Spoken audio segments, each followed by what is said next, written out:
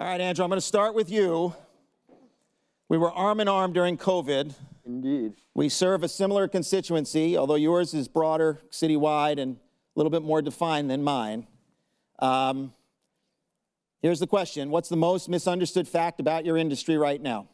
I think people, like during the holidays, people want to go to this really, really popular restaurant. They can't get a reservation. And they think, oh, wow, like the restaurant industry is crushing it. They're doing so well. But I think what people don't recognize is there's more than 25,000 eating and drinking establishments across the 5 boroughs. And if a couple hundred of them are always busy, what about the 24,000 other ones that are really struggling and face a lot of challenges? It is tough to run a small business, particularly restaurant, nights, weekends, holidays, places are always closing. And it just seems to kind of piggyback on what you were saying is everyone always says mom and pop businesses are the backbone of our community. And so often, many of the same policymakers who sing that, and I think believe it, unfortunately introduce policies that make it more and more difficult for those exact types of businesses Give us an example. to survive.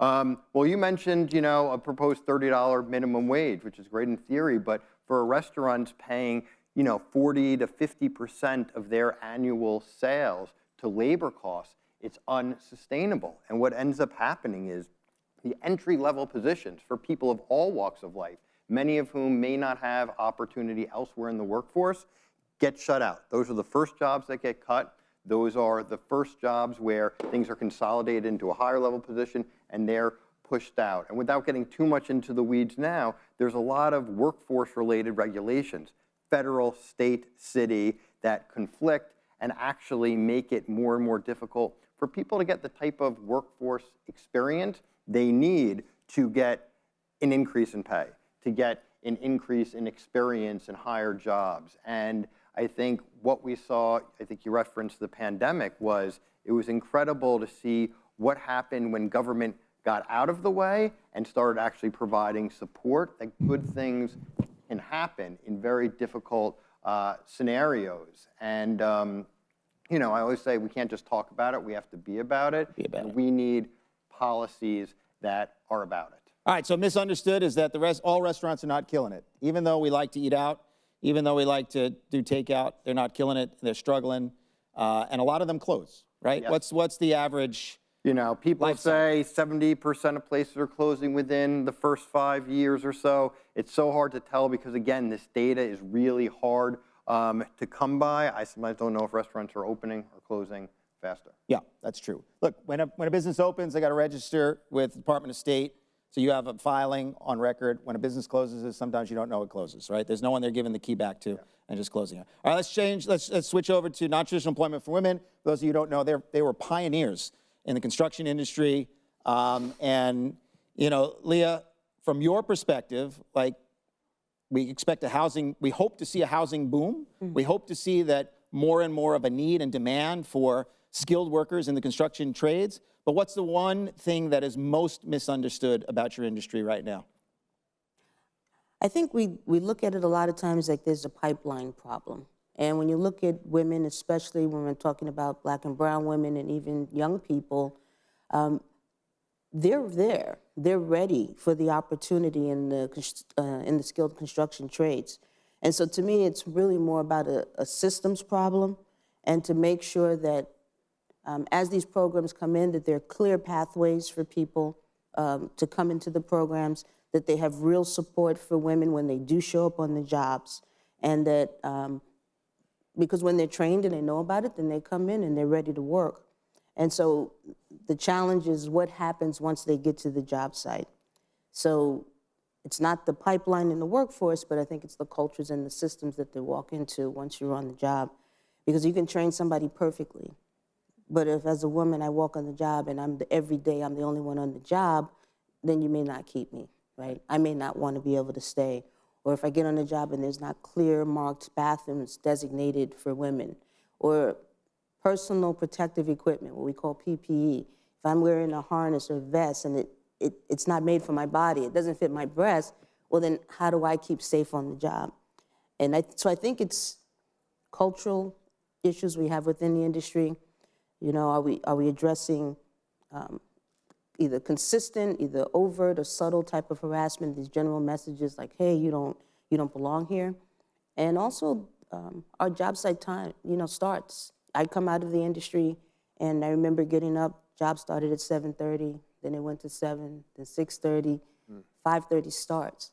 So is it even safe? If it's a 5:30 start, what time are you on the train? 4? Is that safe? Who's going to get the kids ready? Right. So I think it's really more about the talent's there, but we need to have consistent, enforceable standards that really support a respectful and safe workplace. So Leah, you hit on this other question about job quality that we talked about beforehand. So let me flip it a little for you.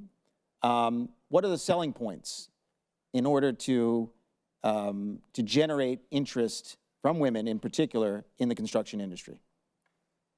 It's a great career.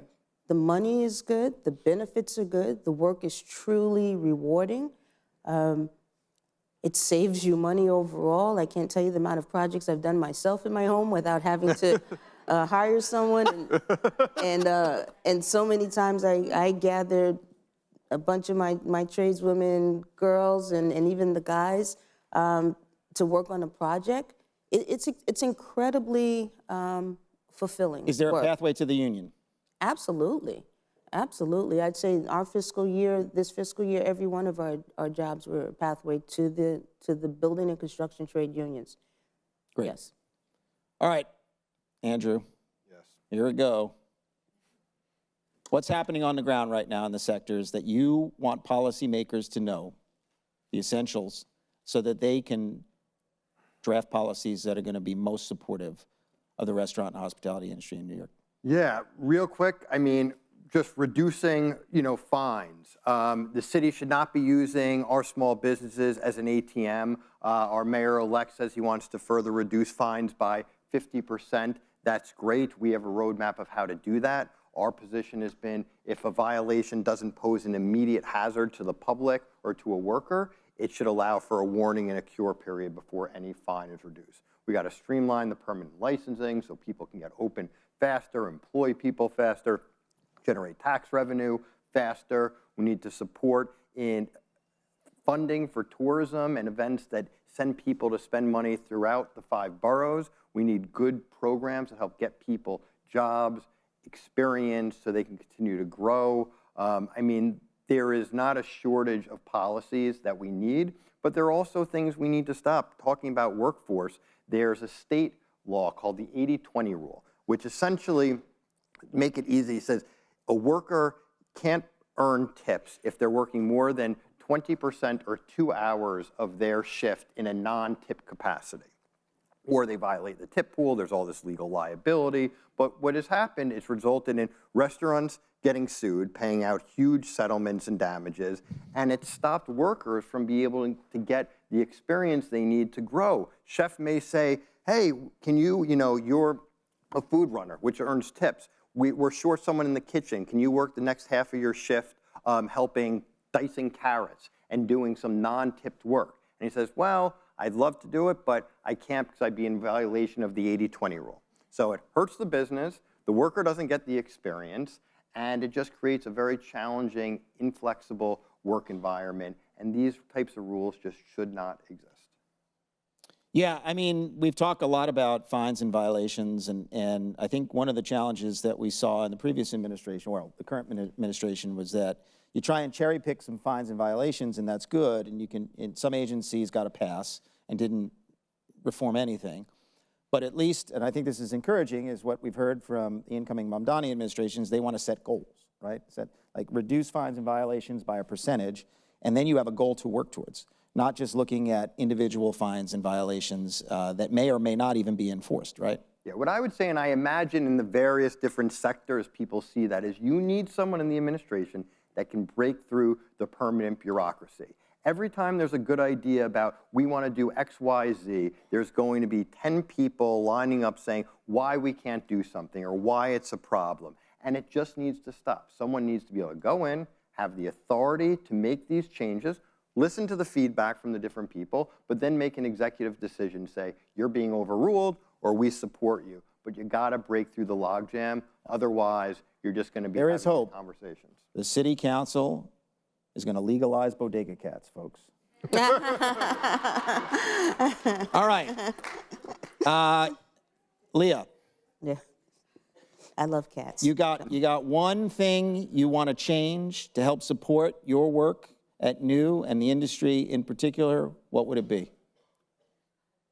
Well, one thing. I think on the policy side, we have to think of, we may be failing on retention, to make sure that we're looking at retention, that 1 to 3 year retention, and also making sure that, you know, as a nonprofit, you're working with contractors, you know, you're coaching management, employers, and sometimes these contracts last for 1 year.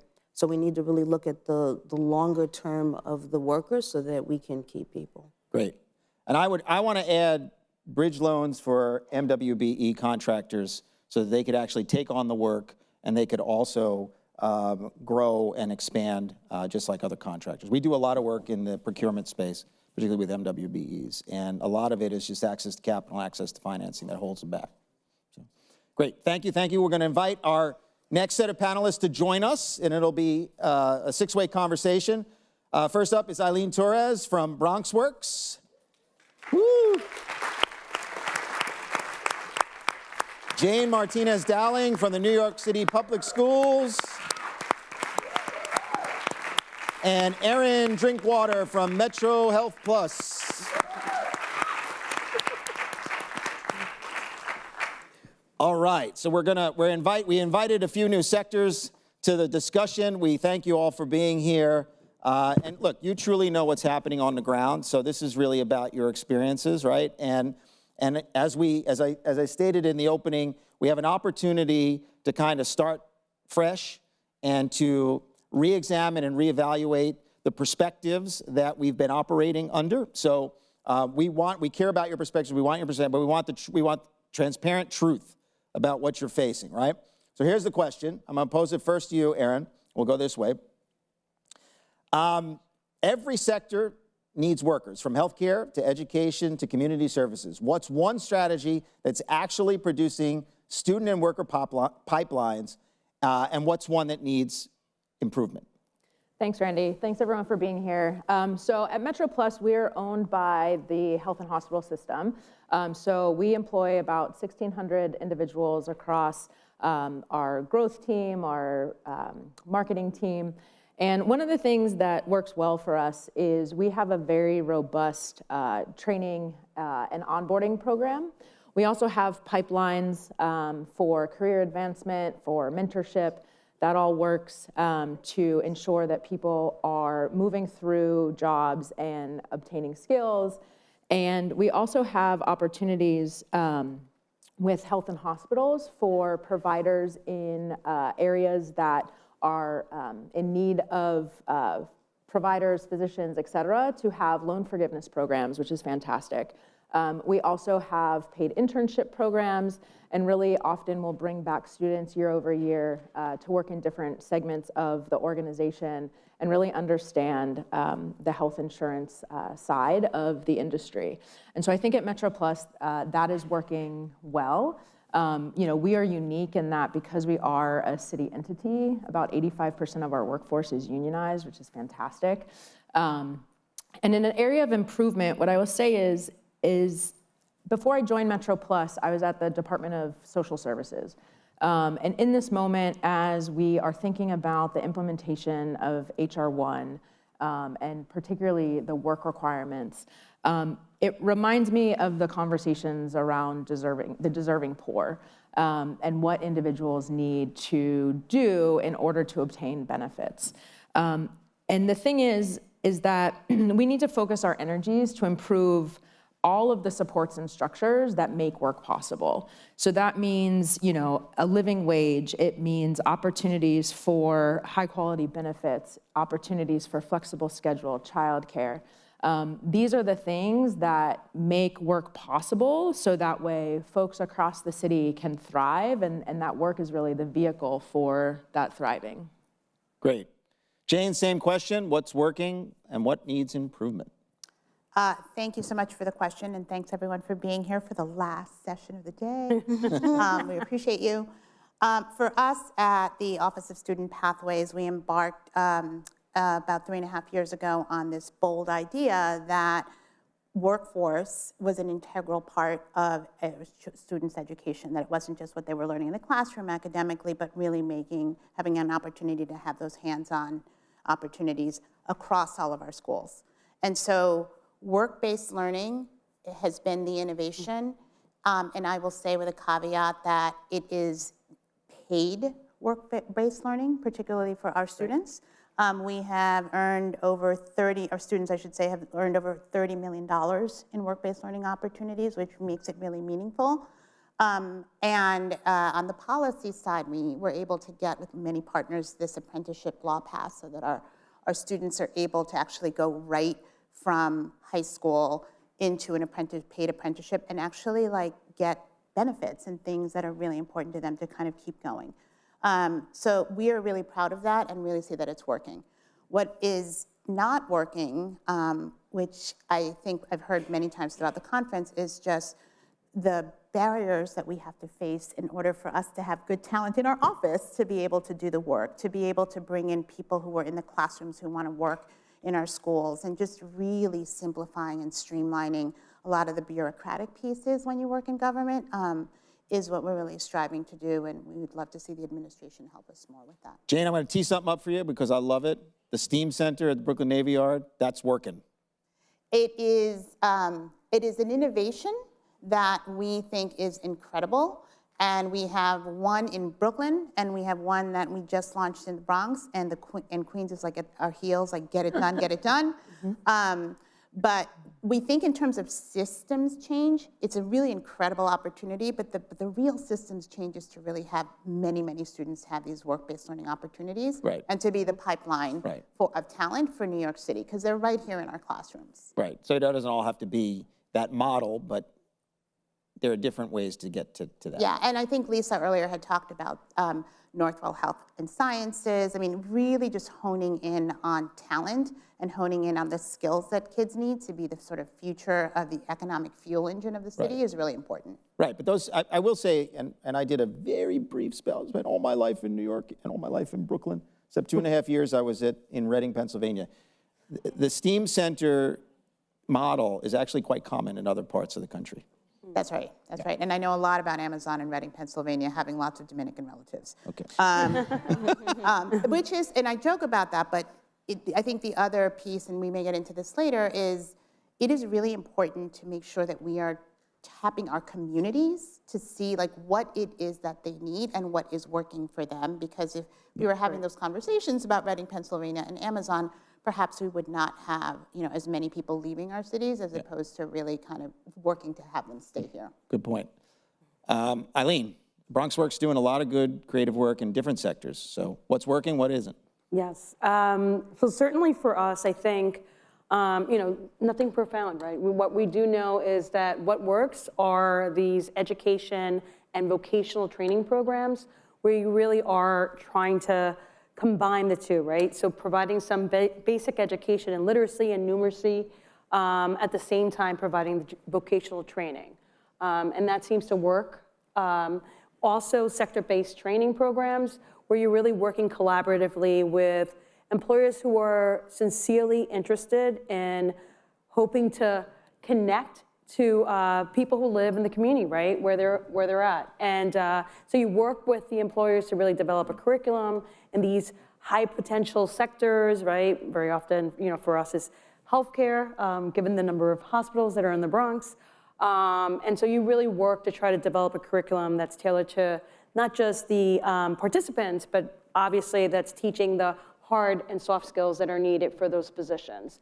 In particular, we do have, it's new to us. Other groups might have been doing this before, but it's new to us, and we've been fortunate to have a number of young people pass through and obtain their certifications, and almost half of them have already landed positions within the medical institutions, and the hourly rates are, at the low end, it's $21 an hour, at the higher end, it's $27 an hour, and those are, those are actually great rates, right? Unfortunately, that great if you're living in New York City. That's probably one of the things that's not working, right? But wages overall for everyone. But I think for us, that's really at least two of the things that we think are working. One of the things I think that's not working is, unfortunately, for the either young adults or working age adults who are not connected to school, right? There aren't as many opportunities for paid training programs. And so that to me is one of the areas that we're hopefully will see more because people still need to pay bills while they further their job trainings, while they're in job training programs and furthering their skills, they still have real life situations that are occurring at home that they need to manage. And usually those are things that are connected to finances. I mean, it's improved. I mean, I for 10 years ran Opportunities for a Better Tomorrow, and we worked with youth. And you're right, we had an integrated vocational and educational model, so that integration matters. What we didn't have is a lot of resources on the back end for paid workplace opportunities. So I second that. All right, this is a question that's going to pose to everybody. We're going to start with you, Eileen, so we're going to double up on you. What actually brings, we're going to go to the macro now. What actually brings a neighborhood to life, and how do health systems, schools, and community anchors work to create the kind of vibrancy we keep failing to invest in, especially in our outer borough communities? I did not write that question, but in our outer borough communities. Eileen. But it is true. Yeah. And so I think certainly neighborhoods, right, succeed where all of the foundational institutions are working together, right? And that includes education, that includes CBOs, community-based organizations, right? School systems. And so I think really what's needed is more of these hubs, right? Like workforce development hubs. And what should be in these hubs, right? They have a tech hub out, right? There's Brooklyn Navy Yard's going to has this great center there, right? So we need one across all the boroughs. People in the Bronx are not traveling all the way over there for work, even if that's an area that they're interested. They're not going to travel there, right? So we do need one in all of the boroughs, but we also need to center supportive services within those hubs, right? So very often, people also need childcare, right? We need to be able to know that we're able to have our child close by in a setting that's safe, that's educational, so that while I'm working on myself and furthering my skills or my education, right? So there's you need also the transportation assistance to get you to and fro, right? So I think it would be sort of more of these hubs, but across all the boroughs. Across the boroughs. Erin. I agree. I think having these hubs is very important. At Metro Plus, we have community offices across the 5 boroughs, and we use those offices not only to work with our members who might be having a problem with their insurance, but also to make sure that they're recertifying on time. We have eligibility specialists who are working to make sure if our members are eligible for other supports or benefits, really trying to look at the whole person to determine how best to serve them. And those community centers also serve as opportunities to bring other organizations to our space, to partner with them on educational forums, but also building trust in the community. There's a lot in respect to messaging that needs to be disseminated, and being able to partner with key organizations helps us to have those trusted messengers, to build relationships with the communities that we are located in and working with. And then the other thing that I'll say is I think one of the things that's so important about it from specifically the healthcare perspective is when we talk about, the social determinants of health, right? We talk about food, we talk about education, we talk about literacy.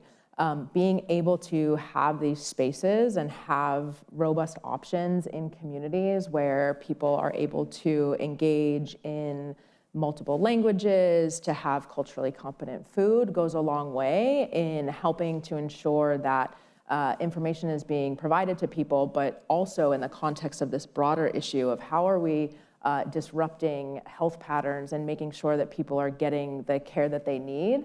And that is a product of these environments. Aaron, I like the fact you stressed partnerships too, right? You know, and Jane, same question, but if you could also sort of, how important is partnerships to achieve your goals, to have more universality in terms of work-based learning? Absolutely critical, and co-sign on both what Eileen and Aaron said. I think for us, there are two things, right? There are incredible things going on at New York City Public Schools, and we have to figure out how do we get that message out there? How do we amplify our students and all of the experiences that they are having so that they are seen by their peers and also other families as their own children are coming up the ranks? And part of that is just to see the economic mobility that's actually happening in their neighborhood. So to your point about having partners, we absolutely need partners, employer partners on the macro level across the city and like the big players. But you know, folks who are community-based also, if they give work-based learning opportunities to our students, there's a level in which they are seen, which you know almost is even more impactful than when a student is going down to a sort of a really big network. So those are two really critical things. And then I would say the third piece is to just we have to be really data-driven about the work. And so we work really hard at New York City Public Schools to ensure that the industries we were looking at were actually ones that were really income generating to really provide economic mobility for families and to just stick with it, right? And get that info. Like it's hard to get labor market information, and we need that if we're going to sort of keep with the times and continue the acceleration of the work that we're doing. It's great. And I just would say that when working with smaller employers, the challenge the workforce system has always had with smaller employers, and I guess it would extend to career pathways programs, is that it's not to scale, right? The small employers can only take one or two. When we were doing job placement, we always had these goals, and we would always look for larger employers that would take a lot of our participants. That said, there are intermediaries like chambers of commerces, like BIDS, like LDCs that could help aggregate it. And we've done some great work with public schools, and we've done some great work with some of our community partners to sort of aggregate that and give particularly young adults an opportunity to work in small business. And by the way, you'll learn a lot in a small business because one day, you're answering the phone, the next day you're doing payroll, trust me, and you can do it too, and we'll have you do it, don't worry, it'll work. We're gonna switch to this question, because if I don't get to this question, Greg is gonna kill me. If New York wants to, and this is for everybody, we're gonna start with Andrew. If New York wants to reclaim its status as the world's most dynamic city, what's the one bold, transformative move the next administration must make within the next 12 months? No pressure. Huh? Listen, I think one, it's just a philosophy of how they operate. I would say they need to implement an operational structure within the administration that is focused on achieving big goals efficiently and strategically. And I know that kind of sounds like a lot of this, but who is reporting to whom? How are things getting done through the chain of command? For example, I use outdoor dining. I mean, this is one thing, maybe not the biggest that's going to change anything, but during the pandemic, it literally changed the streetscape, saved 100,000 jobs, thousands of restaurants in the transition into this new program out of the pandemic. There's some good things about the program, but there's also some problems with the program. We've seen small business participation plummet, specifically outside of Manhattan, which was so amazing during the pandemic, because in all these neighborhoods where restaurants never had outdoor dining, they were able to set up tables and chairs. It created more jobs. It brought people onto the streets, which gave it a vibrancy, which helped other retail, which helped with public safety, which gave people an opportunity to dine al fresco in their own communities. So I think fixing outdoor dining, but big picture, there needs to be a system in place to allow big policies to get done in an efficient way. All right, well, fix outdoor dining. We'll give them credit for that. One bold, transformative move. Leah. I'd say every initiative that they come up with, make sure that they have measurable goals and how to monitor what they're doing. Because a lot of times we come up with these great ideas, but if we don't have very specific ways on how we're going to measure it, it kind of falls, even the great ideas fall to the wayside. And I would also say as contracts are going out for building and construction, we look at performance, but look at retention and look at development. Retention of the workers. Retention of the workers and development of the workers. And so it's not just a performance-based metric, but also has this contract, is this company retaining the workers? Because that's really what really builds the workforce. That's good. Eileen. So I'll use this as a platform to push, something that is near to dear to my heart, but also to the human services sector. I think, certainly the bold move would be to recognize the fact that a lot of what needs to happen in New York City needs to happen in partnership with the human services sector. And in order for us to succeed in partnership and collaboration with the City of New York, we need to fully fund the cost of the programs that they're asking us to operate. And so that includes making sure that we have rent lines, right? Whoever thought you want us to operate a program in a space, guess what? We need to pay rent. Yes, that needs to be included. Why should we pay for that? So include a rent line in our budget. Include cost escalations, right? Cost escalators would include rent, would also include our salaries, right? In order for these programs to succeed, you need staff, and staff can only stay if you're paying a decent salary. And so those, to me, are critically important and can't be understated. Overhead matters, folks, right? And by the way, as much as we can beat up government on this, I will say that philanthropy and the foundations are not great on this either. No, they're not. All right, so let's extend that to philanthropy and the foundations. Right. Absolutely. Overhead matters. Yes. You're up. So transformation takes a long time. It doesn't happen in 3.5 years. If you're doing the work really well and you're really data-driven, you are really looking at what's working and making continuous improvement. And so what I would say to the administration is, if we can show that things are working and they have strong metrics, we got to keep investing in them. And we have to listen to all of the different stakeholders that are doing the work with us.